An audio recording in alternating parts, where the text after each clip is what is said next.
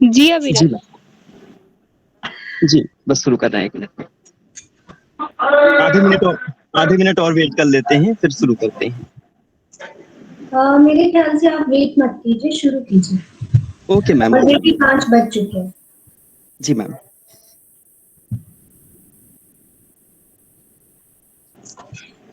मेरी आवाज जा रही है आप सभी तक? जी सर, आ रही है। जी जी अविरल। जी नमस्कार, मैं अविरल अभिलाष साहित्य मंजूषा व्याख्यान माला के 10वीं कड़ी में आप सभी का हार्दिक स्वागत करता हूं, अभिनंदन करता हूं। मित्रों, ये व्याख्यान माला हम दक्षिण परिसर के विद्यार्थियों की एक सकारात्मक पहल है। जब हमें ये ज्ञात हुआ कि दिल्ली विश्वविद्यालय ने हमारी ऑनलाइन कक्षा भी बंद कर दी है, तो हम छात्रों ने सोचा कि हमारी पढ़ाई अविरल और तारतम्य रूप से कैसे चलती रहे। और फिर हमारे मन में साहित्य मंजूषा व्याख्यानमाला को आयोजित करने का विचार आया। हमने सोचा कि हम प्रत्येक दिवस किसी विशेषज्ञ को आमंत्रित करेंगे, उनके ज्ञान व अनुभव से हम सभी लाभान्वित होंगे, ओतप्रोत होंगे। और इसी विचार की आज 10वीं कड़ी हम सबके समक्ष है। मित्रों, 10वीं कड़ी में अपना व्याख्यान देने के लिए आज हम लोगों के मध्य डॉक्टर रमा यादव मैम उपस्थित हैं। मैम, आज के इस कार्यक्रम में आपका हार्दिक स्वागत है, अभिनंदन है। मित्रों, मैम का यदि मैं परिचय देना शुरू करूं तो बहुत देर लगेगी। मैम का परिचय बहुत ही विराट और विशाल है, लेकिन फिर भी मैं एक संक्षिप्त परिचय के रूप में मैम का आप सभी के सामने प्रस्तुत करता हूं। मैम दिल्ली विश्वविद्यालय ही नहीं, देश के एक सुप्रसिद्ध संस्थान मेरठ हाउस में एसोसिएट प्रोफेसर के पद पर कार्यरत हैं। मैम पिछले लगभग 2 दशकों से रंगमंच से सक्रिय रूप से जुड़ी रही हैं। आपकी पीएचडी भी भारतीय तथा पाश्चात्य रंगकर्म पर है। मित्रों, मैम ने भारत के अनेक मंचों पर अभिनय किया है, जिन्हें दिल्ली का श्री राम सेंटर, राष्ट्रीय नाट्य विद्यालय का अभिमंच, मुंबई का पृथ्वी, लखनऊ का रविंद्रालय, शिमला, इलाहाबाद आदि के रंगमंच प्रमुख हैं। मैम द्वारा अभिनीत नाटकों में श्री भानु भारती द्वारा निर्देशित महामाई, देहांतर, चार टांग का कोयल प्रमुख हैं। मैम ने आईसीसीआर की हिंदी चेयर पर हंगरी की राजधानी बुदापेस्ट में रहते हुए मीराबाई नाम से एक डांस ड्रामा निर्देशित किया, जिसमें लोक और पारंपरिक नृत्य कला के मिश्रण से भक्त युगीन संत कवित्री मीरा के व्यक्तित्व को अपने अभिनय के माध्यम से साकार किया। इस म्यूजिकल नृत्य नाट्य प्रस्तुति का मंचन पूर्वी यूरोप के कई मंचों पर अनेक बार हुआ। नाटक में मीरा की भूमिका, केंद्रीय भूमिका में मैम आप स्वयं नहीं हैं। मैम बीबी लंदन के अनेक रेडियो नाटकों से भी जुड़ी रही हैं तथा आकाशवाणी के लिए उन्होंने अनेक बाल नाटकों की रचना भी की है। मैम ने अपना पहला नाटक 2001 में अंधेर नगरी निर्देशित किया। इसके उपरांत मीराबाई, कबीरा खड़ा बाजार में, अंधा युग, चेरी आर्चर, आषाढ़ का एक दिन, मुदिता, एक ट्रियोलॉजी आपके निर्देशन में आए प्रमुख नाटक हैं। अब मैं ज्यादा विलंब ना करते हुए मैं मैम को आमंत्रित करता हूं। मैम, आपका पुनः आज के इस कार्यक्रम में बहुत बहुत स्वागत है, अभिनंदन है। डॉक्टर रमा। मैं बहुत धन्यवाद करती हूँ अनुज और अनुज के साथ इन्होंने अभी बोला अभिलाष। परिचय में एक ही रह गई, मैम चाय भी पीती है लेक्चर के दौरान। रेशमी ने शायद परिचय दिया होता तो रेशमी ने बता जी देती। मैम। और रेशमी को बहुत बार मेरे लिए शायद बहुत नहीं, लेकिन हाँ चाय लेकर आई होगी कभी ना कभी तो। बच्चों को भेज देती हूँ। खैर, आपने बहुत अच्छा परिचय दिया। एक टीचर का परिचय मैं सही बताऊं तो एक टीचर बस एक टीचर होता है, मैं कुछ और नहीं, मैं आप लोगों की अध्यापक ही हूँ। और कुछ ऐसा हो रहा है यहाँ पे कि मैं बहुत अच्छे से देख नहीं पा रही हूँ कि मेरे पास मतलब कुछ बच्चे मुझे दिखाई दे रहे हैं, कुछ विद्यार्थी, कुछ नहीं, कुछ के नाम मैं पहचान पा रही हूँ, कुछ के नहीं। लेकिन सब अपने सारे ही विद्यार्थियों को नमस्कार के साथ और उनको प्यार देने के साथ, क्योंकि बहुत सारे मेरे यहाँ पे मिरांडा हाउस के विद्यार्थी भी हैं, तो मैं आरंभ करती हूँ। अभिलाष, मेरा पहला सवाल शुरू करने से पहले, या रेशमी प्लीज 2 मिनट आप लोगों को बोलना पड़ेगा, मुझे लगता है कि ये आपके सिलेबस में लगा हुआ है। और कुछ एकाध सवाल जो आपको परेशान करते हैं वो क्या है, 2 मिनट में आप लोग प्लीज बताएं, संकोच ना करें।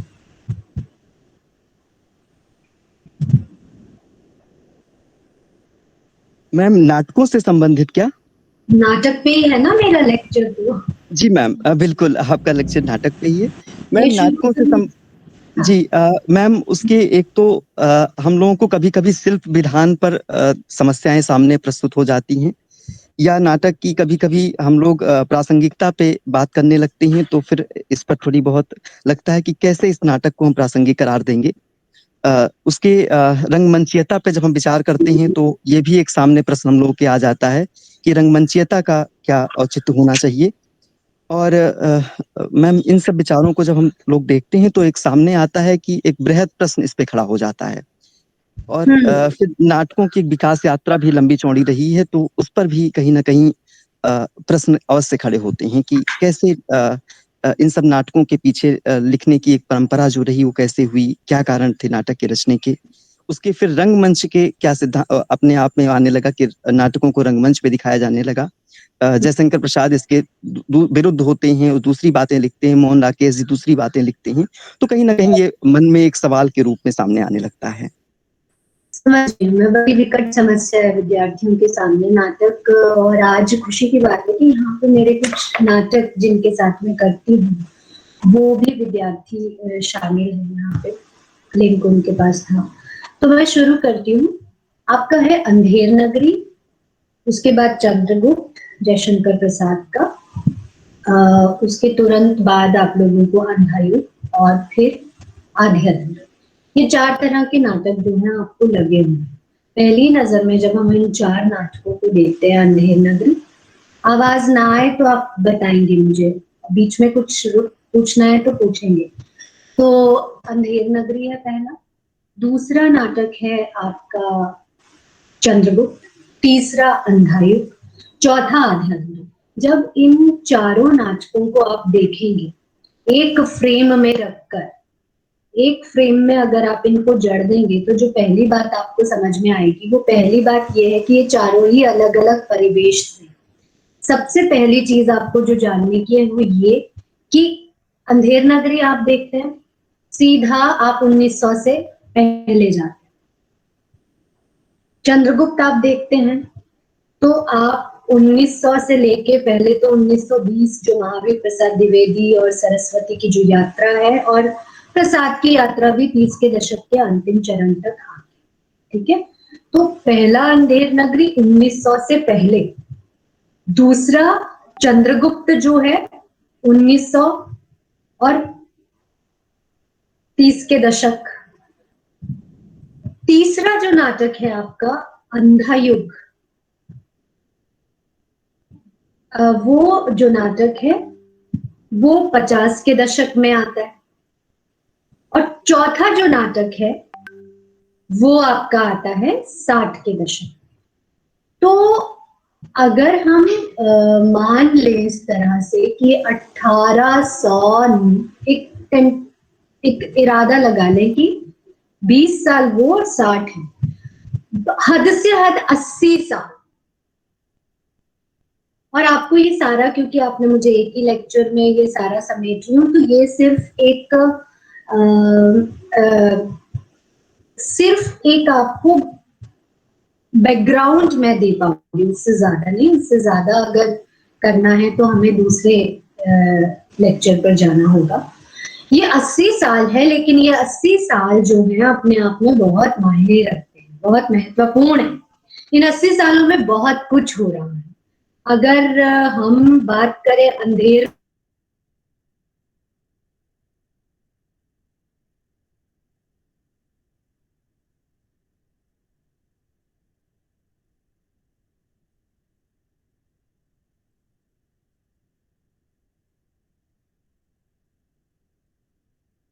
पैदल विदेश चली जात यह अति ख्वारी, ये एक दुख की बात थी। और दूसरी दुख की बात ये थी कि अंधेर नगरी चौपट राजा, टके सिर भाजी टके सिर खाजा।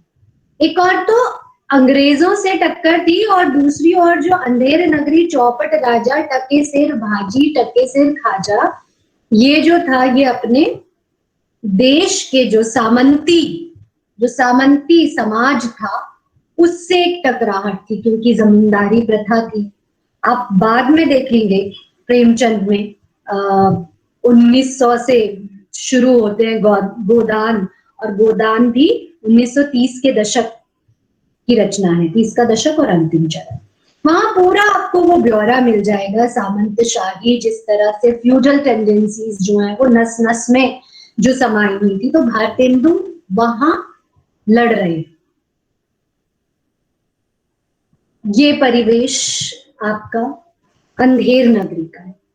सबसे पहले चाहे आप उसकी रंगमंचीयता करें, क्योंकि रंगमंचीयता में आपको जिन तत्वों से टकराना पड़ेगा, आपको कास्टिंग करनी पड़ेगी, आपको कॉस्ट्यूम करना पड़ेगा, आपको सेट डिजाइन करना पड़ेगा, आपको पूरा जो अभिनेता है उसका हुलिया और अपने मंच का ओपन इसका रखें या क्लोज थिएटर में रखें, खुले प्रेक्षागृह में रखें या कम, ये सब देखना पड़ेगा। तो परिवेश सबसे पहले, और जब आप प्रासंगिकता देखते हो तब भी वो किस टाइम पीरियड की रचना है, वो किस परिवेश की रचना है, वो आपको पता होना बहुत जरूरी है। दूसरा आप देखते हैं चंद्रगुप्त।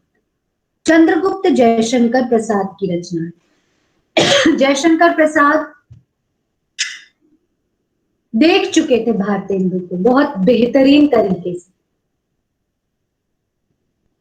पूरा युग जिस तरह से भारतेंदु युग के जो जियाले साहित्यकार जो जूझ रहे थे, चाहे वो बालमुकुंद गुप्त हो, चाहे वो बालकृष्ण भट्ट हो, चाहे वो बद्री नारायण चौधरी प्रेम घन हो, राधा चरण गोस्वामी हो, साइमल्टेनियसली आपको याद रखना पड़ेगा कि जो पारसी थिएटर है उसको भी जयशंकर प्रसाद जो है वो बहुत करीब से देख रहे थे तब, जबकि जयशंकर प्रसाद और भारतेंदु दोनों ही जो पारसी रंगमंच है उससे प्रभावित होना नहीं चाहते, और भारतेंदु तो प्रभावित होते भी नहीं, लेकिन जयशंकर प्रसाद पर उसका प्रभाव नहीं पड़ा, ये हम नहीं मान सकते।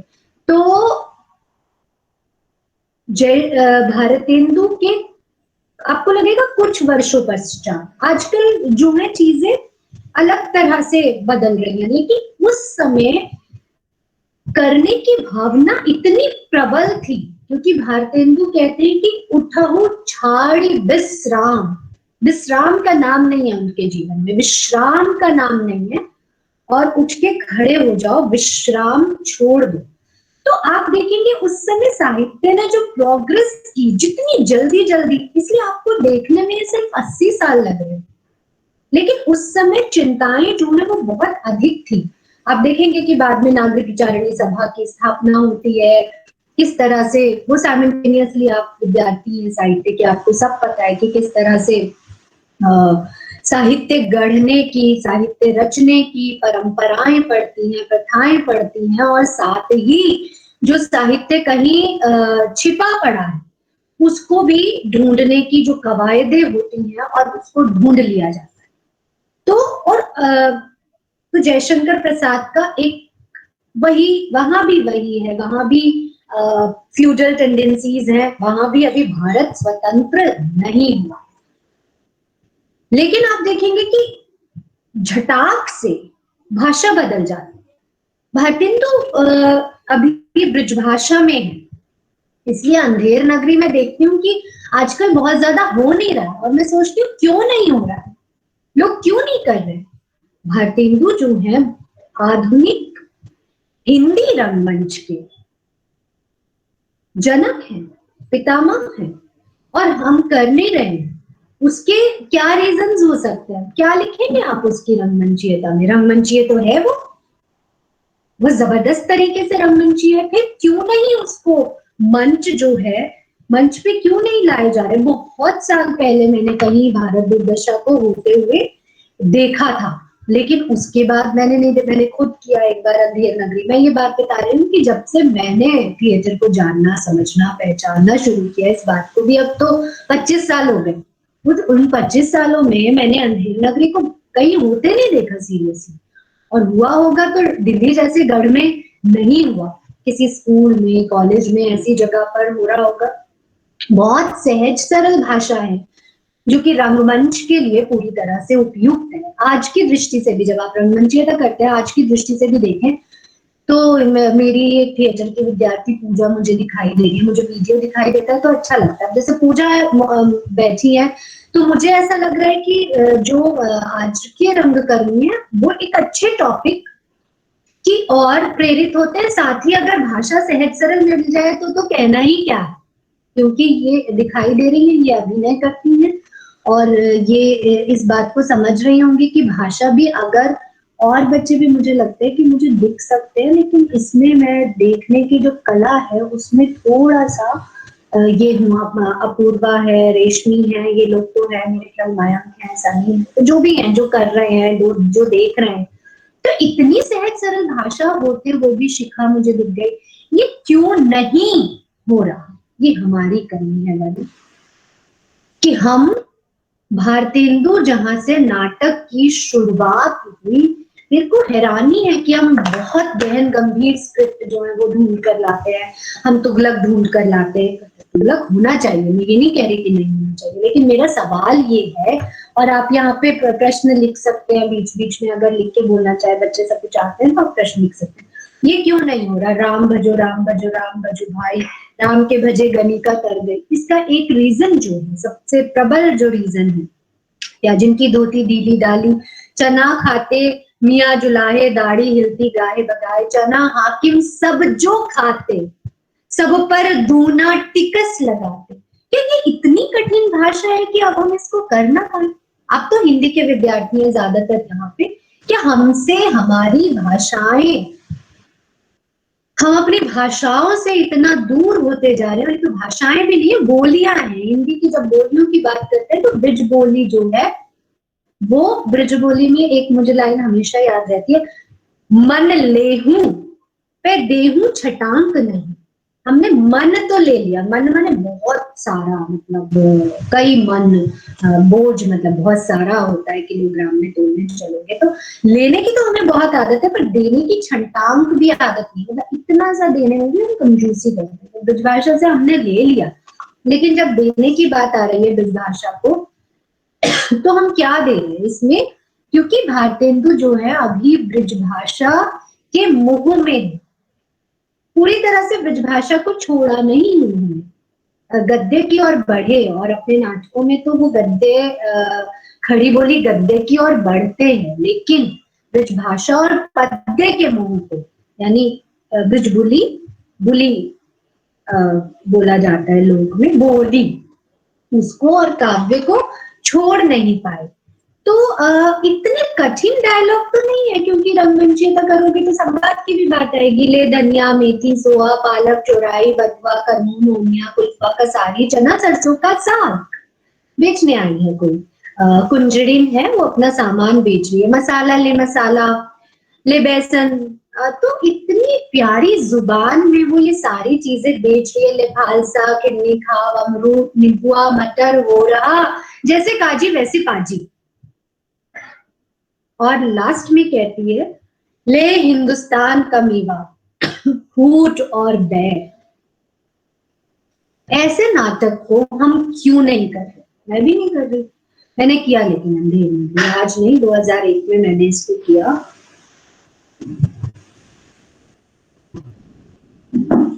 हम क्यों नहीं कर रहे? ये प्रासंगिक है, भाषा की दृष्टि से प्रासंगिक है, भाषा उतनी मुश्किल नहीं है, चरित्रों की दृष्टि से प्रासंगिक है।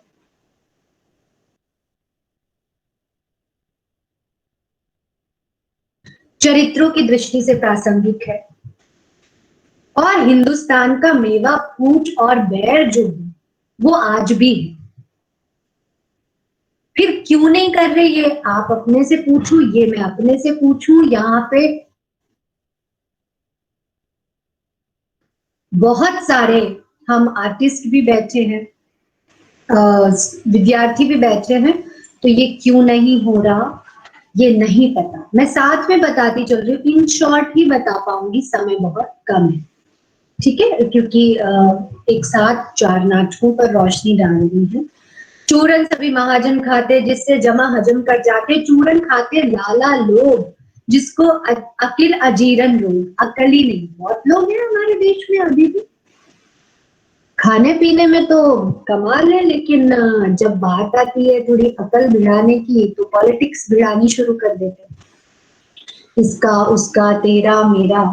तो हर दृष्टि से अंधेर नगरी जो है, अंक कम है, भाषा बहुत कमाल की है, आकर्षित करती है, खींचती है, बांधती है, व्यंग की भाषा है, चुटीलापन है भाषा में, 1 सेकंड में मार करती है। और मैं आपको ये बता दूं कि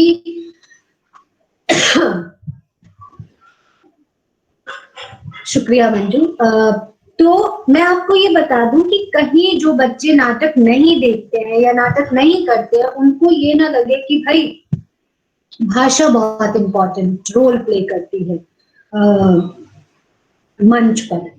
मैं आपको बता दूं कि भाषा बहुत रोल प्ले नहीं करती, अगर डायरेक्टर समझ रहा है, अगर डायरेक्टर से स्क्रिप्ट का कम्युनिकेशन हो पा रहा है, और डायरेक्टर एक ब्रिज बनता है, पुल बनता है एक्टर्स के बीच में और स्क्रिप्ट के बीच में, तो ऐसा नहीं हो सकता। जैसे यहाँ शून्य के जो साथी हैं, प्रलय की छाया, अब यहाँ मुझे एक फायदा है, यहाँ शून्य भी है, मतलब मेरा थिएटर ग्रुप भी है, और यूनिवर्सिटी के विद्यार्थी भी। प्रलय की छाया बहुत टफ कविता लगेगी आज आपके सामने, आप लोग आमने सामने। ये बच्चे जो हिंदी के महारथी हैं, इनको भी प्रलय की छाया बहुत मुश्किल लगती है, लेकिन यहाँ जो शून्य के जिन भी अभिनेताओं ने प्रलय की छाया की है, उनको वो मुश्किल नहीं लगी, और उन्होंने उसको मंच पर अभिव्यक्ति दी है। कुछ विद्यार्थी ऐसे भी हैं जिन्होंने वो देखा। तो जब प्रसाद की कविता को मंच पर एज अ डायरेक्टर मैं ला सकती हूँ, जो कि और भी मुश्किल है, तो प्रसाद के नाटकों के बारे में आलोचकों ने यह गलत फहमी क्यों दायर की कि जो प्रसाद के नाटक हैं वो क्लिष्ट हैं, रेशमी, अपूर्वा, या जो भी क्योंकि मुझे अंजलि वही बता रही हूँ कि थोड़ी सी मुझे इस मामले में क्षमा चाहती हूँ कि आरजू, छोटी मीना, ज्योति सिंह, ज्योति लूथरा, बहुत सारे बच्चे, कोई नाम रह भी जाए मुकुल, अक्सर प्रसाद के अक्सर क्या प्रसाद के नाटकों के बारे में कहा जाता है उनकी भाषा बहुत मुश्किल है। मैंने खुद आपको ध्रुव स्वामिनी, मुझे लगता है कुछ बच्चों को मैंने यहाँ पे ध्रुव स्वामिनी पढ़ाया, और वहां अपनी किताब से पढ़ते पढ़ते एक चीज जानी हो कि भाषा बहुत मुश्किल है, भाषा बहुत मुश्किल है। अरे भाई भाषा मुश्किल है तो हम हिंदुस्तानी किस बात के, हम हिंदी को फिर और कितना नीचे ले जाना चाहते हैं? भाषा मुश्किल नहीं। रंगमंचीय है ये नाटक जिनकी आप बात कर रहे हो, मैं तो यहाँ तक कहूंगी कि हर स्क्रिप्ट, चाहे वो कोई उपन्यास हो, चाहे वो कोई कविता हो, शिखरिय दीप अकेला स्नेह भरा मदमाता, पर इसको भी पंक्ति को दे दो, इस कविता को भी आप मंचित कर सकते हैं। और असाध्य वीणा जो है वो मंचित की है यहाँ पे बैठे हुए जो शून्य के कलाकार हैं उन्होंने, और कुछ बच्चों ने उसको देखा है। मैं बार बार ये आपको बता रही हूँ इसलिए कि साखी बहुत जरूरी है, विटनेस बहुत जरूरी है। अमूमन साहित्य के क्षेत्र में बार बार ये कहा जा रहा है कि प्रसाद के नाटक मंचीय नहीं हो पाए। क्यों नहीं हो पाए? क्योंकि उनको अलकाजी साहब जैसे किसी निर्देशक ने नहीं उठाया। प्रसाद के नाटकों को भारतेंदु हरिश्चंद्र नहीं, भारतेंदु के सारे नाटक मंचीय हैं। क्यों? क्योंकि देखिए, सबसे बड़ा प्लस पॉइंट भारतेंदु का, वो खुद अभिनेता,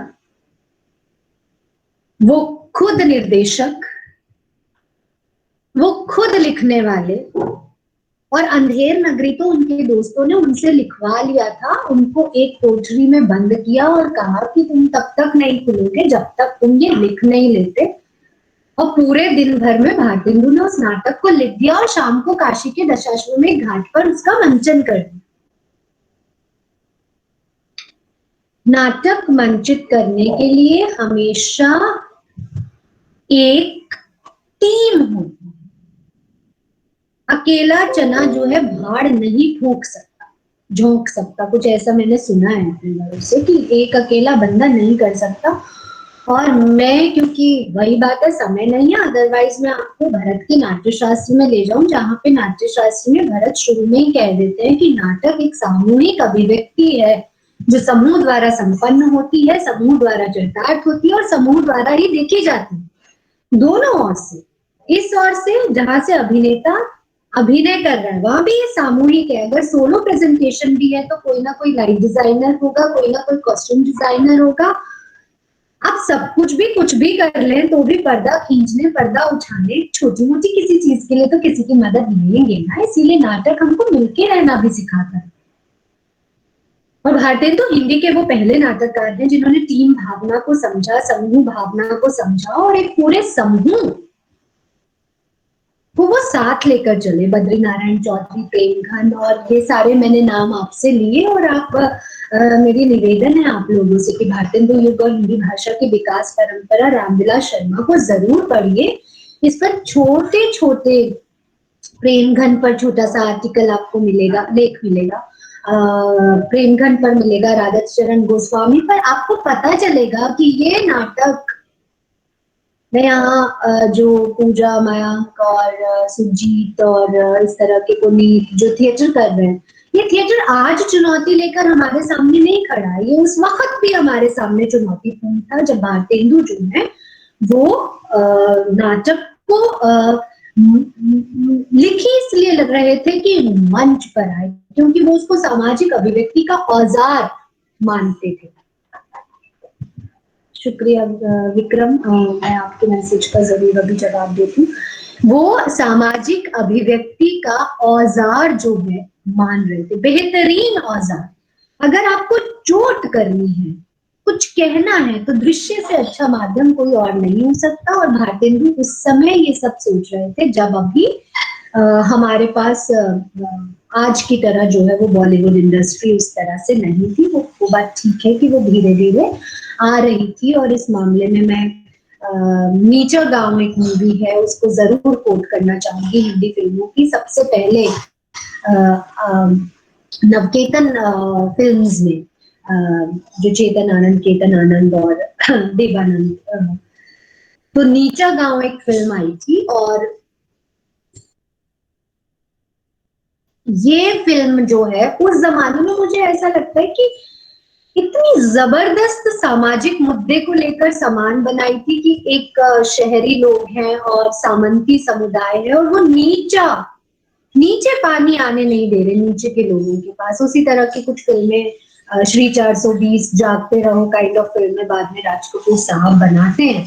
तो भारतेंदु ने मंच की दृष्टि से इतना जबरदस्त काम किया और उनका नाटक आज भी प्रासंगिक है। नाटक मंचीय है, नाटक हो नहीं पा रहा क्योंकि नाटक को निर्देशक नहीं मिल रहे हैं, नाटक को अभिनेता नहीं मिल रहे हैं। बहुत मारम-मार है इसके लिए। कभी निर्देशक है तो अभिनेता नहीं है, अभिनेता है तो निर्देशक नहीं है, दोनों है तो मंच नहीं है, मंच है तो दर्शक नहीं है। बहुत सारी प्रॉब्लम्स है जो दूर बैठकर आप उस तरह से नहीं सोच सकते।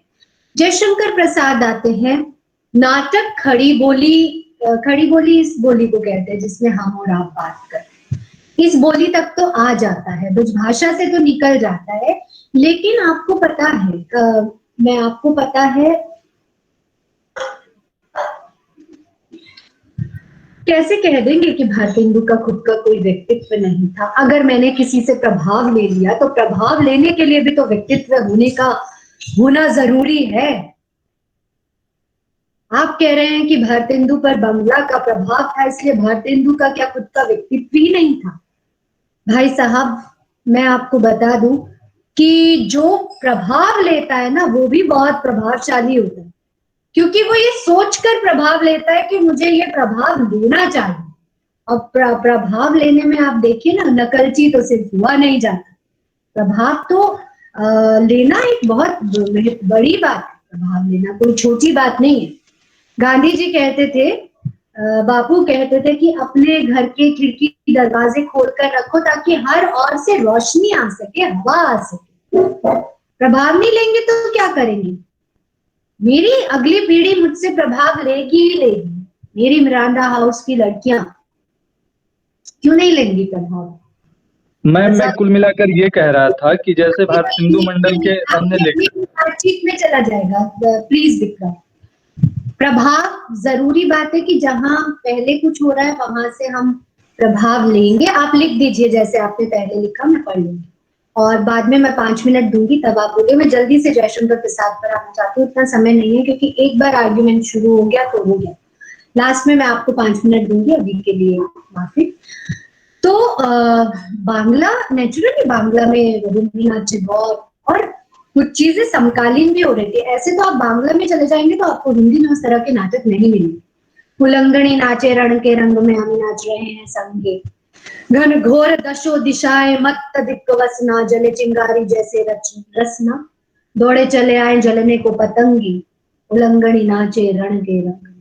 या फिर उनका रक्त कर भी विसर्जन में मैंने एक्ट भी किया है बहुत पहले श्री राम सेंटर में, बहुत ही अच्छे डायरेक्टर के साथ, गौतम मजूमदार जी के साथ। तो ठीक है, मेरा मतलब है आदान प्रदान, प्रभाव, ये सब चलता है। और बंगला का थिएटर शुरू से ही बहुत अव्वल दर्जे का रहा है और हमें धन्यवाद ज्ञापित करना चाहिए कि भारतेंदु और प्रसाद जैसे व्यक्तित्व हुए जो कि हिंदी में भी इसको खींच रहा है। मैं पुनः वापस मैं प्रसाद की ओर मुड़ रही थी तो वहीं पर आ रही हूँ कि जयशंकर प्रसाद भाषा को खड़ी बोली तक तो ले आए, लेकिन क्योंकि छायावाद के पास बहुत सारा काम एक साथ था, भारतेंदु से खड़ी बोली शुरू हो गई थी, लेकिन खड़ी बोली उस तरह से शुरू नहीं हो पाई थी। ब्रजभाषा से अभी भी काम चल रहा था। अब द्विवेदी जी, क्योंकि पूरा छायावाद का जो समय है उसके लीड करने वाला एक व्यक्तित्व है, वो है महावीर प्रसाद द्विवेदी जी। महावीर प्रसाद द्विवेदी जी का 20 साल तक ये काम रहा कि सरस्वती पत्रिका को निकालते रहे और उस पत्रिका के माध्यम से वो हिंदी को पॉलिश करना चाहते थे। सारी बातें आपको पता है, इसलिए इन शॉर्ट करके। और उसमें छायावाद में, यद्यपि छायावाद के पंत जी को और महादेव जी को बहुत ज्यादा पसंद करते थे, प्रसाद जी को उनकी रोमांटिक रचनाओं के चलते उतना पसंद नहीं करते थे, बावजूद इसकी छायावाद में हिंदी को पल्लवी पुष्पित करने में बहुत महत्वपूर्ण भूमिका निभाई। यानी 1900 से लेकर 1930 के अंतिम 38, 39, 40, उसके बाद निराला अलग तरह की रचनाएं करने लगते हैं। और निराला यूं छायावादी कवि है, लेकिन वो प्रगतिवाद में और प्रयोगवाद में यात्रा करते हैं। एक तरह की वो अलग है, उसमें जाएंगे तो वो एक अलग सवाल हो जाएगा। तो अब जयशंकर प्रसाद क्योंकि भाषा पर काम कर रहे थे और छायावाद के मूर्धन्य कवि थे, इसलिए जब वो नाटक लिखते हैं तो उन नाटकों में भी वो छायावादी जो शैली है, जिस शैली की आप बात करते हो, वो प्रबलता से देखने को मिलती है। जैसे कि डायलॉग की मेरे इस जन्म के देवता और उस जन्म के प्राप्त, कुछ इस तरह का डायलॉग जो है अजातशत्रु में। और बहुत लंबे चौड़े डायलॉग्स हैं, आप देखेंगे तो प्रसाद रुक्स्वामी आप देखते हैं कि किस तरह से लताओं से, नदियों से बात कर रही हैं कि क्या मेरे लिए यही बदा है, क्या मैं दासियों की तरह मूक रहूं, क्या ये रुक्स्वामी ने, जबकि उन्होंने ये सोचकर लिखा था कि इस बार मैं एक ऐसा नाटक लिखूंगा जो कि पूरी तरह से रंगमंची हो, बावजूद उसके रुक्स्वामी की भाषा बहुत क्लिष्ट है, और अगर वो नाटक नहीं हो रहे तो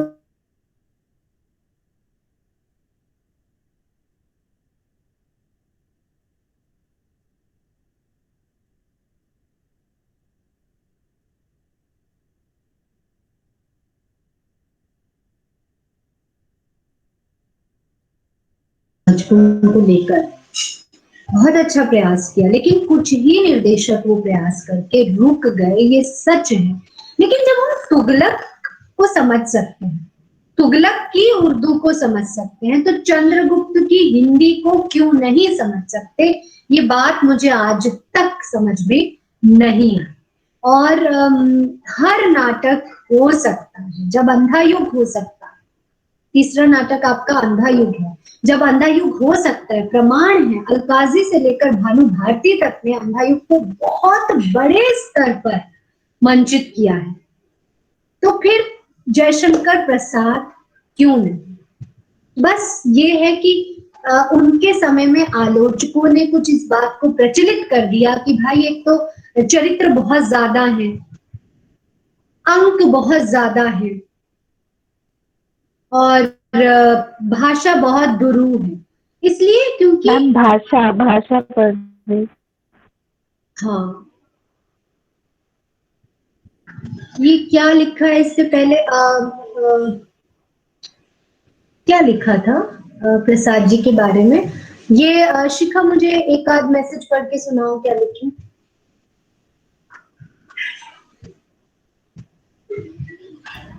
ओके मैम।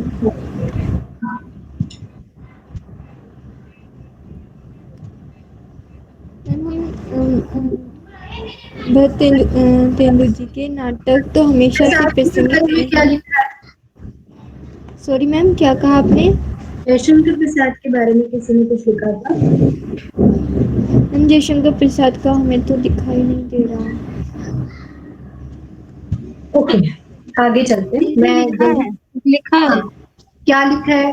आकृति पढ़ो। मैम लिखा है कि भारतेंदु जी के नाटक तो हमेशा से प्रासंगिक रहे हैं, लेकिन जयशंकर प्रसाद अनुकूल नहीं माने जाते हैं, खासकर नाट्य के दृष्टि से। कृपया इस पर प्रकाश डालें। और भी कुछ प्रसाद जी के लिए कोई कुछ ऐसा शब्द मैंने पढ़ा जो शायद मैं पढ़ना नहीं चाहती थी? आकृति कुछ ऐसा नहीं लिखा है क्या किसी ने? नहीं मैम, ऐसा कुछ नहीं लिखा। ओके, तो पता नहीं, मुझे यहाँ बीच बीच में कुछ अंग्रेजी में लिखा हुआ दिख रहा है। I don't know. Good evening ma'am, नमस्ते मैम, ये सब है। मेरे को लग रहा है कि ये कुछ और ही है। खैर, इस पर बाद में प्रकाश डालेंगे। प्रसाद जी के नाटक देखिए, मैं बता रही हूँ, भाषा आपने उठाई, और अभी विक्रम ने जैसा कहा कि भारतेंदु पर बंगाली का प्रभाव हाँ था, इधर जयशंकर प्रसाद जी में कुछ ऐसे तत्व मिलते हैं जिन पर ऐसा लगता है कि पारसी थिएटर का प्रभाव, क्योंकि पारसी थिएटर में ना कुछ भी हो जाता था। अचानक मंच पे बारिश होने लगती थी, कोई रोमांटिक सीन होने लग गया, कोई गाना होने लग रहा था, कोई छुरी चाकू चल गए, कोई खून बह गए। तो बहुत सारा ऐसा कुछ जयशंकर प्रसाद ने लिखा जो कि मंच पे दिखाया नहीं जा सकता। लेकिन देखिए, वो तो तुगलक में भी हो रहा है ना। तुगलक में भी आप देख रहे हैं कि मोहम्मद को मारने की तैयारी, और मोहम्मद वहां पे मार देता है किसी को।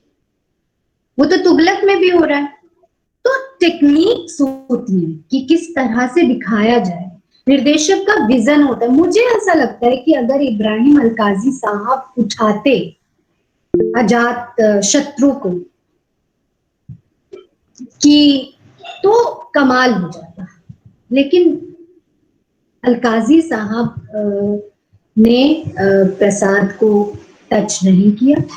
ये एक कसक रह गई। शायद कि अलकाजी साहब से हम कहने लायक होते, आज वो उस तरह से कर, क्योंकि मैंने भी जब अलकाजी साहब को 2012 में देखा, उस समय भी वो थिएटर करना छोड़ चुके थे, आयु काफी हो चुकी थी, तो एक निवेदन भी नहीं जा सकता था। मैंने एक निवेदन किया था भानु भारती जी से कि आप चंद्रगुप्त या अजातशत्रु को उठाइए, और जिस तरह का रिएक्शन सर का आया था, मुझे लग रहा था कि वो उठाना चाहते हैं, वो करना चाहते हैं। प्रसाद उनके लिए मुश्किल नहीं, क्योंकि अंधा युग पे मैं आऊंगी। अंधा युग फिरोजशाह कोटला में भानु भारती जी ने किया 2012 में, जिसमें मैंने उनको असिस्ट किया। तो जो निर्देशक अंधा युग कर रहा है, जो निर्देशक 2013 में तुगलक कर रहा है, वो उनसे अगर मैं सवाल कर रही हूँ, मैं कह रही हूँ कि सर आप करेंगे तो ये बड़ी बात होगी, तब और निर्देशकों का ध्यान उस ओर जाएगा, क्योंकि आप माइलस्टोन, और वो जिस मुद्रा में थे, उनका कहने का मतलब ही ये था कि वो करना चाहते हैं, लेकिन एक नाटक करने के लिए, वो भी जयशंकर प्रसाद का नाटक करने के लिए बहुत जबरदस्त मेहनत चाहिए। जरूरी नहीं है कि हर समय वो परिस्थितियां आपको मिल ही जाएं कि आप उस तरह की मेहनत कर सके, आपको उस तरह का माहौल मिल जाए, तो इसलिए चीजें संभव नहीं हो पाती। आप में से कोई, मुझे लगता है, कल को जयशंकर प्रसाद को उठाना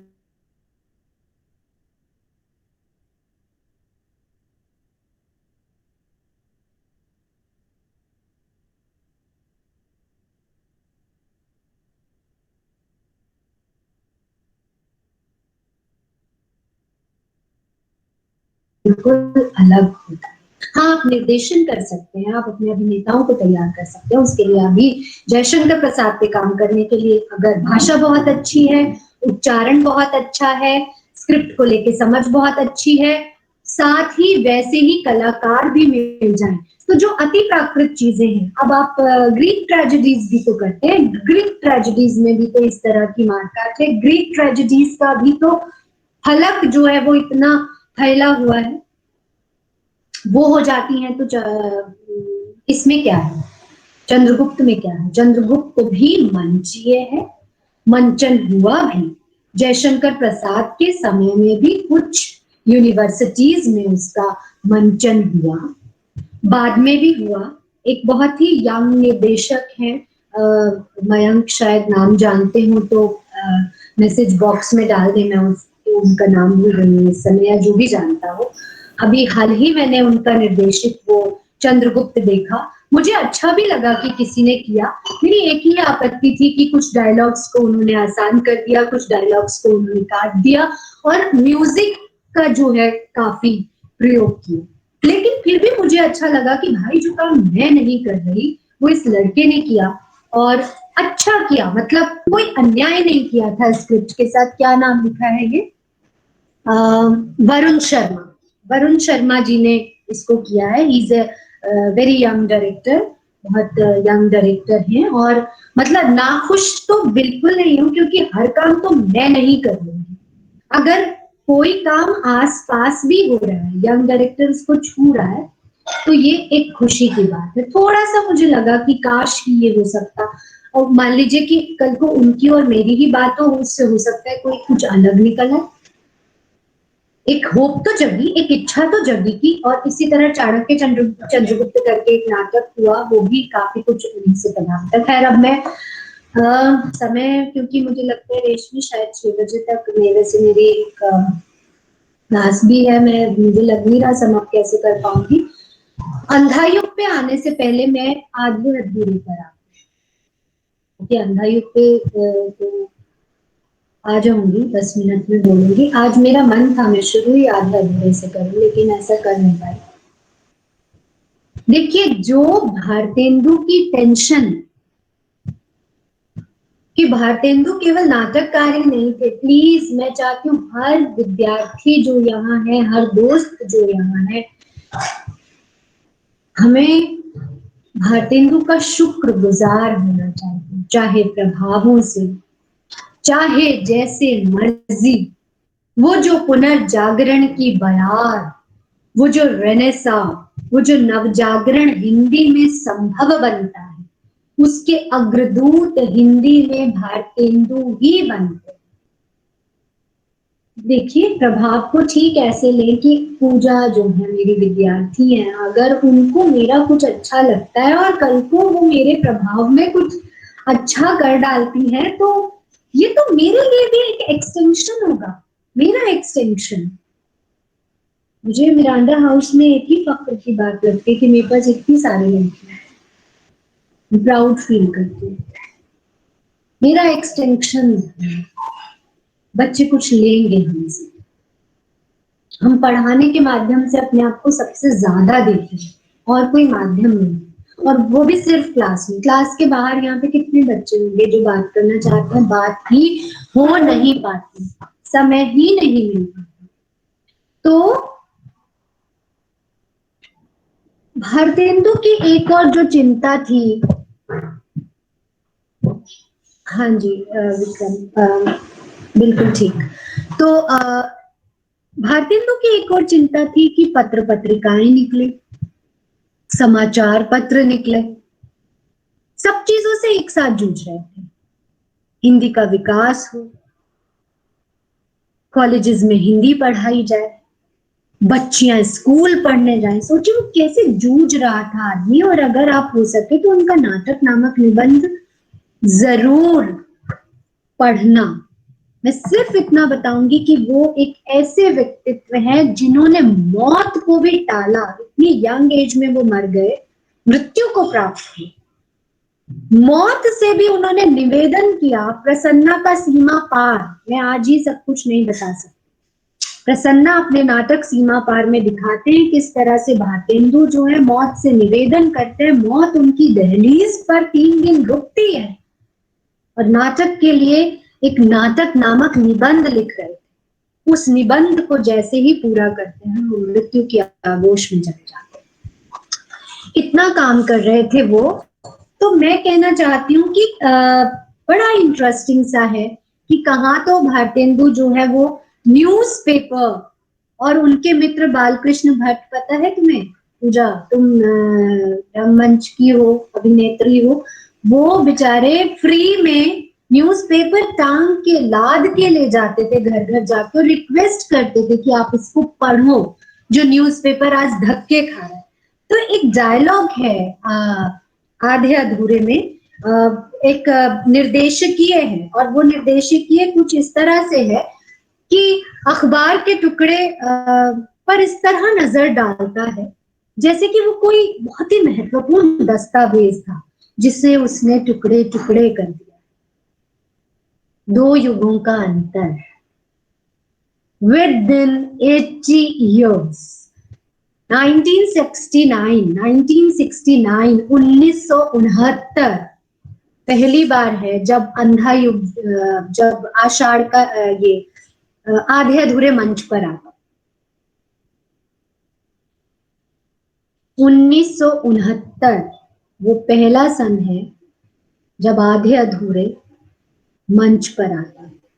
अभी मुश्किल से 70, 75, 80 बरस का समय बीता है कि आप न्यूज़पेपर को प्रतिष्ठित करने पे तुले हुए हैं कि कोई एक जना न्यूज़पेपर पढ़ ले। सोच रहे हैं, बालकृष्ण भट्ट जैसा व्यक्ति हिंदी प्रदीप निकालता है, उसे कंधे पे लाद लाद के घर घर जाके फ्री में बांटता है कि फ्री में तो ले लो। और यहाँ पे 5 पैसे, उस जमाने में 5 पैसे का था 1969 में। महेंद्र जो है आधे अधूरे के, तो वो उनके लिए निर्देश किए। अखबार के टुकड़े का इस तरह नजर डालता है जैसे कि वो कोई बहुत ही महत्वपूर्ण दस्तावेज था जिसे उसने टुकड़े टुकड़े कर दिया।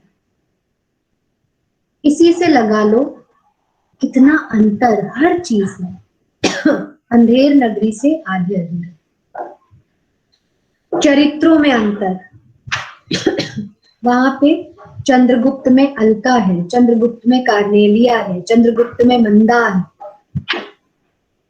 वो एक अलग तरह की स्त्रियां हैं, वो फाइटर है, वो जूझती है, वो देश के हित की बात कर रही है, देश के लिए लड़ रही है, देश को स्वतंत्र कराना चाहती है, लेकिन वो सावित्री नहीं। सावित्री जूझ रही है, चाय के कप से, छिपकली के जैसे पजामे से, बहुत सारी चीजों से जूझ रही है और सोचती है आज तो मैं चली ही जाऊं, जा नहीं पाती। ये तब का भी सच था, क्यों नहीं जा पाती? एक अंतर आ गया है, आप लोग शायद समझ सकते हैं, सावित्री के आसपास जो लोग थे वो समझ भी नहीं पा रहे थे। बड़ी लड़की एक समझ पाती, छोटी लड़की अशोक नहीं समझ पा रहे माइंडसेट। अभी इसको प्लीज मैं चाहूंगी कि मेल फीमेल बन के मत देखिए आधे अधूरे, एक मेल बन के सावित्री को मत देखिए। उस समय के लोगों ने 1970 में जब ये आया, श्यामानंद जालान जी ने इसको किया, अलकाजी साहब ने इसको किया, बहुत लोगों ने किया, ओमपुरी जी ने इसमें एक्ट किया, अच्छे सुधा शिवपुरी जी ने इसमें एक्ट किया, ओम शिवपुरी जी ने इसमें एक्ट किया, आशीष विद्यार्थी जी ने इसमें एक्ट किया। वो जबरदस्त नाटक है। अब सावित्री को एक पुरुष बन के कभी न देखना। उस समय के आलोचकों ने एक पुरुष बन के सावित्री को देखा और कहा कि सावित्री का संबंध पुरुष 1 से भी है, पुरुष 2 से भी है, पुरुष 3 से भी है, पुरुष 4 से भी है। मैंने इस नाटक को 18 साल में भी पढ़ा, 19 साल में भी पढ़ा, 20 साल की उम्र में भी पढ़ा और आज मैंने इस नाटक को फिर पढ़ा और फिर मैं सावित्री के फेवर में ही बोलूं। ये भारतेंदु की स्त्री नहीं है, ये प्रसाद की स्त्री नहीं है। प्रसाद में जो स्त्रियां आई हैं ना, वो ज्यादातर ध्रुव स्वामिनी और उसके इर्द गिर्द रहने वाली स्त्रियां हैं जो दरबार में ही रहती हैं। मंदाकिनी है, कार्नेलिया है, अरुणिया मधुमेह देश हमारा, जहां पहुंच अनजान क्षितिज को मिलता है एक सहारा। ये सावित्री वो औरत है, बस में चढ़ती है, पैदल चलती है, एक साड़ी कहीं से कतर बयोत करके खरीदती है। अब वो जरूरतें हो गई ना, ये वो औरत नहीं है ना जो घर में बैठी थी, जो पति के साथ किसानी कर रही थी या फिर कुछ नहीं कर रही थी। इसने एक बाहर निकल, घर की 4 दीवारी से बाहर निकल के इसने एक नौकरी की है और वो 60 के दशक के अंतिम चरण में। हर नाटक जो है, देखिए कोई कहेगा कि अब हम क्यों करें आधे अधूरे, पुराना हो गया, अब हम क्यों करें चंद्रगुप्त, पुराना हो गया, अब हम क्यों करें अंधेर नगरी, अब हम क्यों करें अंधेर नगरी, पुराना हो गया। पर हर युग को जानते हैं, जब आप एक नाटक पढ़ते हैं तो किसी को जीते हैं, इसे एकदम नया लगता है ये नाटक। अशोक हमें हमें से ही कोई लगेगा, छोटी लड़की हमें हमें से ही कोई लगेगी, बड़ी लड़की हमें हमें से ही कोई लगेगा, सावित्री भी हमें से ही कोई है। इसलिए ये नाटक सबसे अधिक मंचित हुआ क्योंकि ये आजाद भारत का, हमारे युग का नाटक है। सब इसकी ओर दौड़े। अभी बहुत ज्यादा समय नहीं हुआ, 1970 में इसको अलकाजी साहब ने किया और ये जब नाटक आया तो ऐसा लगा था, मतलब अलकाजी साहब के शब्द हैं कि उनको लगा था जैसे जॉन ऑसबर्न ने लुक बैक इन एंगर लिखा था 50s के दशक में ब्रिटेन में। ऐसा लगा था कि उस तरह का कोई नाटक आ गया। नो डाउट, मतलब औरत को एक आजादी उन कपड़ों से, उन गहनों से, जो आज भी बकवास इसमें टीवी सीरियल्स में सास भी कभी बहू में थी पहन के आ जाते हैं, उसको उसके रूप में प्रस्तुत करना कि वो भी थकती है, उसमें भी ऊर्जा की कमी है, वो भी प्यार ढूंढती है और वो अब थक चुकी है इस तरह से रोज घर में खटते खटते, रोटी चाय बनाते बनाते, आज क्या सब्जी बनेगी और क्या होगा। और इसी तरह की जिंदगी ढूंढने पर उसकी 20 साल की बेटी भी अभिशप्त है। जिस अभिशाप से बचने के लिए वो उस घर से भागती है अपने प्रेमी के साथ, वो भी उस अभिशाप से ग्रसित है। या जितनी भी बच्चियां हैं सबकी ये चिंता होगी कि कल को हमने नौकरी नहीं की तो हमें किसी के घर जाके रोटियां बेलनी पड़ेगी, सबकी चिंता है। इसलिए हम कुछ बन जाए। रेशमी, बहुत सारे क्वेश्चंस आ रहे हैं बच्चे आपके, इतने सारे मैं कहाँ से समेटूंगी। मेरा एक लेक्चर है 6 बजे जिसको मैं अभी भूली बैठी हूँ, मैं थोड़ा सा समअप करूँ तो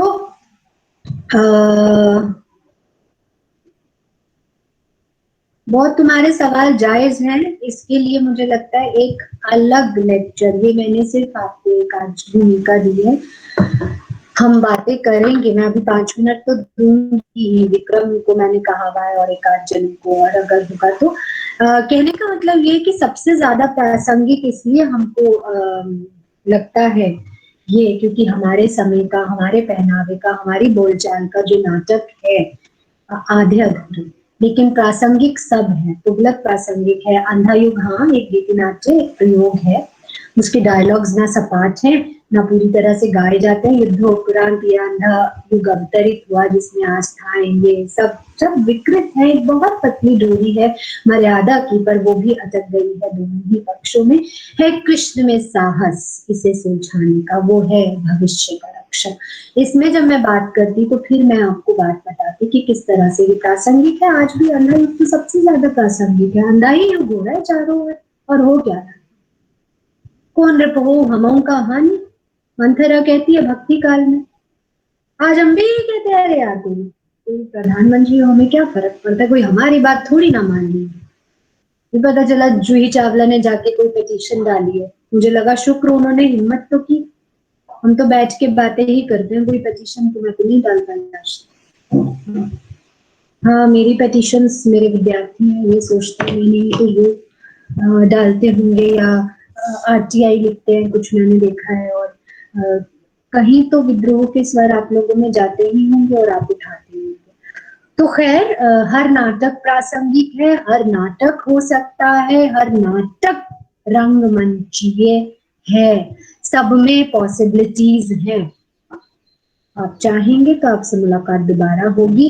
अब आप बोल सकते हैं, सबसे पहला मौका, क्योंकि विक्रम ने बीच में इंटरप्ट किया, मैंने उनको रोक दिया, तो मैं चाहूंगी कि वो बोले और फिर रेशमी आप बोले और उसके बाद मैं चाहूंगी समाप्त करें। मैम मैं ये कह रहा था कि जैसे कि भारतेंदु मंडल के अन्य लेखक हैं, उन्हें ये कहा जाता है कि भारतेंदु का उन पर प्रभाव था, तो इस प्रकार से अगर प्रभाव देखा जाएगा तो ये भी तो कहा जा सकता है कि भारतेंदु पे बांग्ला का प्रभाव था या फिर रविंद्रनाथ पे रहस्यवाद का प्रभाव था। इस प्रकार की अगर बातें की जाएगी तो क्या उसकी जो मूल्य है, अस्तित्व है, वो बच पाएगा? मेरा सवाल मुख्यतः यही था। बिल्कुल बच पाएगा। अगर रविंद्रनाथ पर हम रहस्यवाद का प्रभाव माने तो रहस्यवाद का प्रभाव बहुत अच्छी बात है था कि रहस्यवाद जो है वहां अद्वैत से चलता हुआ, कबीर में बहता हुआ, सूफियों में किलोल करता हुआ गुरुदेव में भी आया, गुरुदेव से वो छायावाद में भी आया, महादेवी में आता है, जो तुम आ जाते एक बार, कितनी करुणा कितने उपहार, और उनसे आज के भी किसी कवि में आ सकता है। ये तो हमारी परंपरा में धंसा हुआ है रहस्यवाद, हम क्यों छोड़ दें इसको? आए ना, प्रवाहित हो प्रभावों से ही क्यों ना। देखो जो थिएटर आज हम कर रहे हैं विक्रम, वो सारा प्रभावों से ही है। नाट्य शास्त्र से जुदा होके हम नहीं चल सकते, अपने लोक नाट्य रूपों से जुदा होके हम नहीं चल सकते, या मैं ही अपने समकालीन निर्देशकों से जुदा होके नहीं चल सकती। उनका कोई नाटक देखती हूँ अच्छा लगता है तो अच्छा ही लगता है, या जो मेरे साथ थिएटर कर रहे हैं वो मुझसे जुदा होके नहीं चल सकते, या जिनके चरणों में बैठ के मैंने नाटक की शिक्षा ली मैं उनसे जुदा। तो प्रभाव आएंगे, लेकिन उन प्रभावों को आप नकल से इतर किस तरह से युगानुकूल बना के आगे देते हैं, युग के हिसाब से ढाल के, जरूरत के हिसाब से ढाल के देते हैं, तो उसके अस्तित्व पर कोई आंच नहीं आएगी। क्यों आएगी? मैं तो चाहती हूँ आगे भी नाटक चले और वैसा चले जैसे भानु जी ने किया है, भानु भारती जी ने किया है। उनका प्रभाव ले थिएटर, तभी बचेगा थिएटर। उन्होंने भी किसी का प्रभाव लिया, उन्होंने अलकाजी साहब, ये सब अलकाजी साहब के बनाए हुए ना, नशरुद्दीन शाह हो, पुरी हो, प्रभाव के बिना कुछ भी नहीं है। हम पे किसी ना किसी का प्रभाव होता ही है, लेकिन प्रभाव को भी हम काटते छांटते हैं। अब मैं बिल्कुल माँ से अपोजिट चलती हूँ, लेकिन मैम रहस्यवाद जो है एक भाववादियों का वो तर्क माना जाता है, तत्ववादियों का, लेकिन नाट्य तो वर्तमान की चीजें हैं। ऐसा रहस्यवाद का नाटक से कोई मतलब नहीं है, सब अवान्तर हो जाएगा। मैंने आपको एक बार में बता दिया कि प्रभाव लेना कोई बुरी बात नहीं है, और प्रभावों से ही तुम भी बनो। प्रभाव नहीं होंगे तो क्या हम हवा में लटकेंगे क्या? कपड़ों पे, बंडी पे आपकी ये कुर्ते वाली फोटो, ये कुर्ता, ये बंडी, ये सब कहीं का प्रभाव है, ये एक्शन नहीं के प्रभाव है। ये अच्छा लगा, हमने भी किया। आप मुझे अच्छे लग रहे हैं, अगली बार मैं भी ऐसे करूंगी, ले लिया प्रभाव। लेकिन मैं ही लगूंगी, आप ऐसे लग रहे हो और मैं कुछ ऐसी लगूंगी। और रहस्यवाद पे फिर बात करेंगे, बुलाइए कभी, छायावाद पे बात करेंगे, तब रहस्यवाद पे बात करेंगे। कबीर की बात होगी तब रहस्यवाद पर बात होगी। ओके रेशमी प्लीज। मैम मेरा प्रश्न ये था कि ध्रुव स्वामिनी में हेलो, बोलो बोलो बोलो। ध्रुव स्वामिनी में महिला पात्र जो है, क्या ऐसा नहीं लगता कि वह परंपरा में बांधने का प्रयास किया गया है? मैंने ही पढ़ा है ना तुम्हें ध्रुव स्वामिनी। जी मैम। ये दोबारा वही प्रश्न रिपीट कर रहे हो। कितनी बार मैंने बताया कि भाई उस समय परंपरा में बांधना ही पड़ता। अपूर्वा भाई, हम शुरू से आजाद थोड़ी ना पैदा हुए हैं। आजादी की कितनी कीमतें चुकाई है, देख लो। सावित्री को देख लो ना, ध्रुव स्वामिनी का ही एक्सटेंशन है। परंपरा में बांधने का प्रयास किया है तो जयशंकर प्रसाद खुद पारंपरिक तो थे थोड़े बहुत। मैंने लंबा लेक्चर दिया था, मुझे याद है रेशमी, तुम्हें अलग से डांटूंगी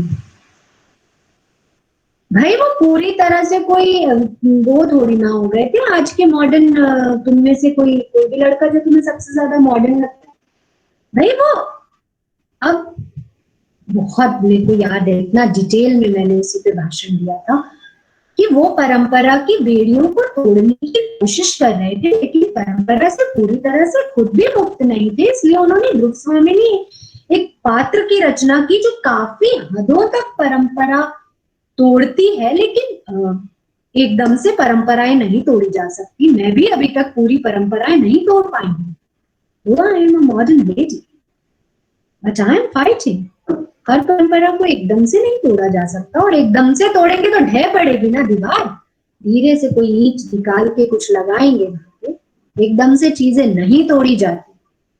चीजों को रचना बहुत मुश्किल होता है, इसलिए चीजें, इसीलिए सावित्री वहां से निकल नहीं पाती। ठीक है, ये एक अनदर सवाल तुमने ध्रुव स्वामी का कर दिया चंद्रगुप्त से। हाँ, आज के वर्तमान समय में आगे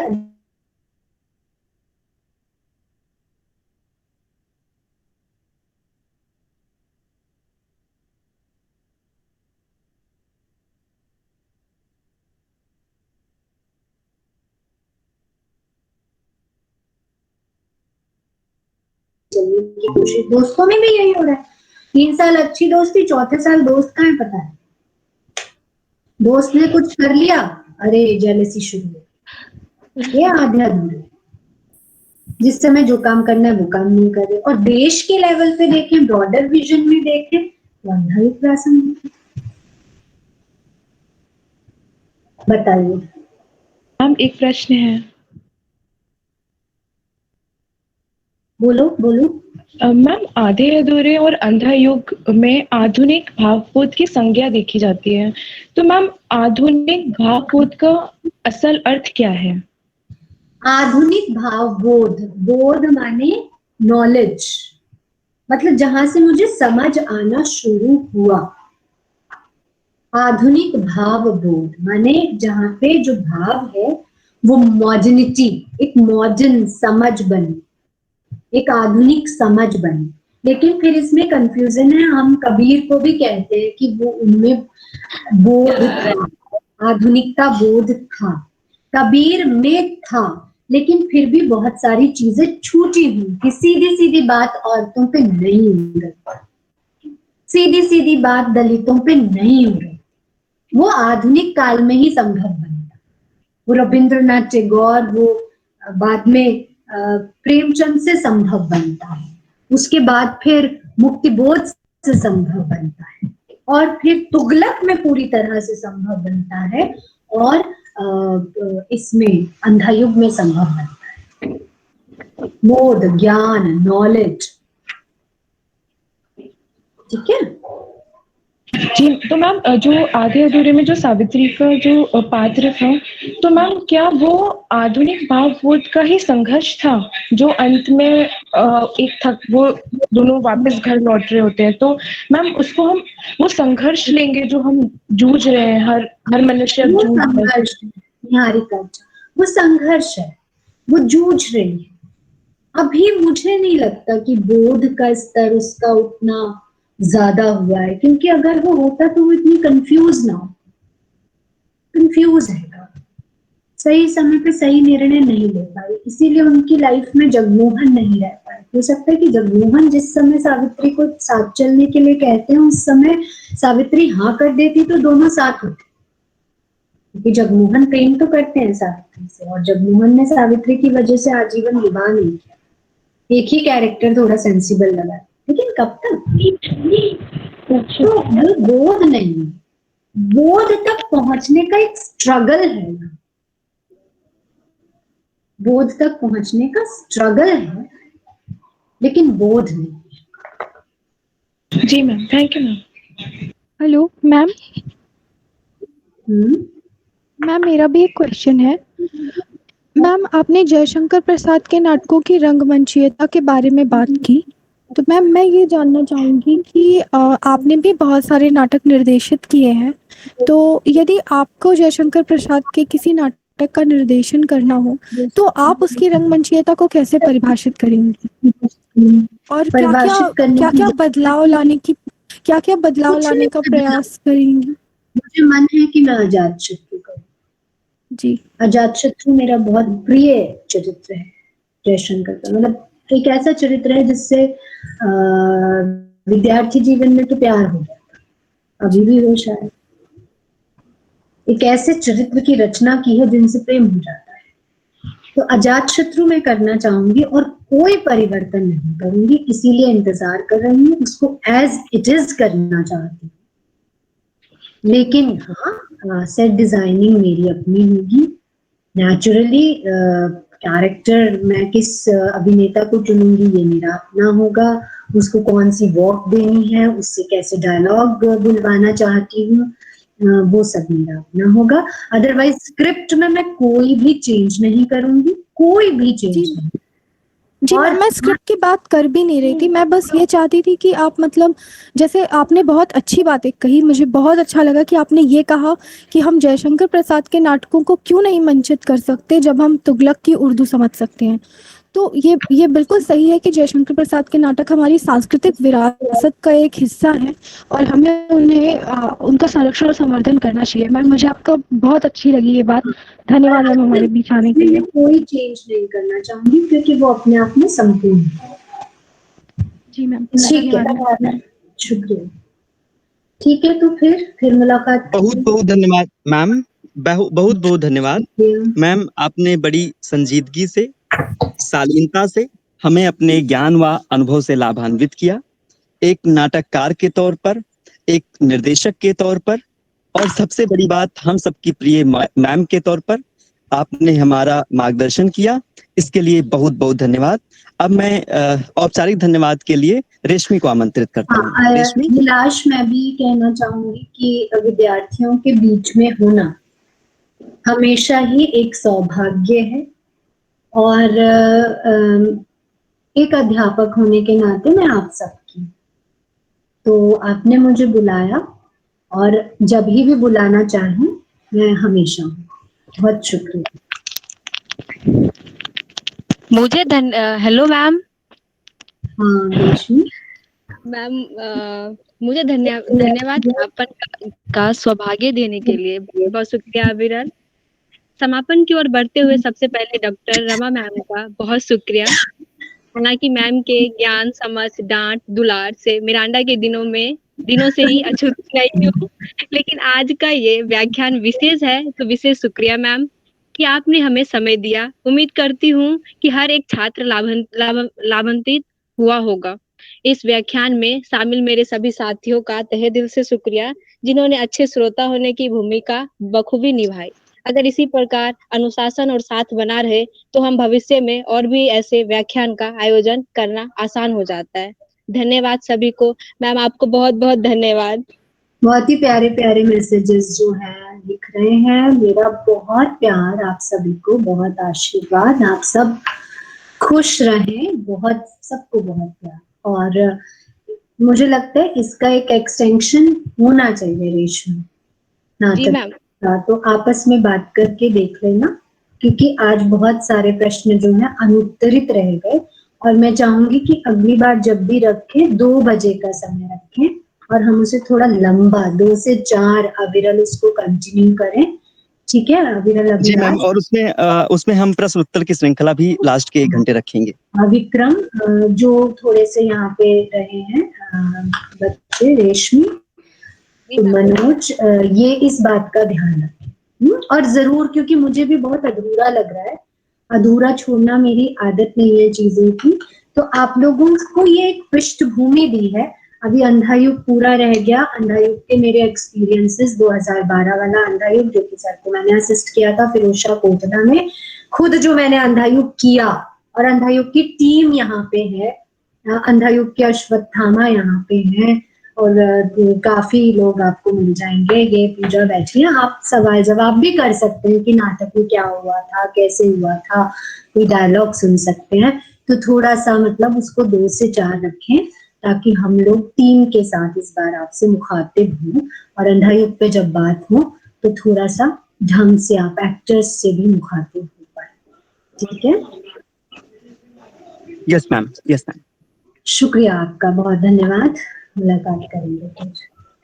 नमस्ते। Thank you ma'am. सभी आने वाले लिसनर्स को मेरा शुक्रिया, धन्यवाद, प्यार। Thank you ma'am. Thank you ma'am.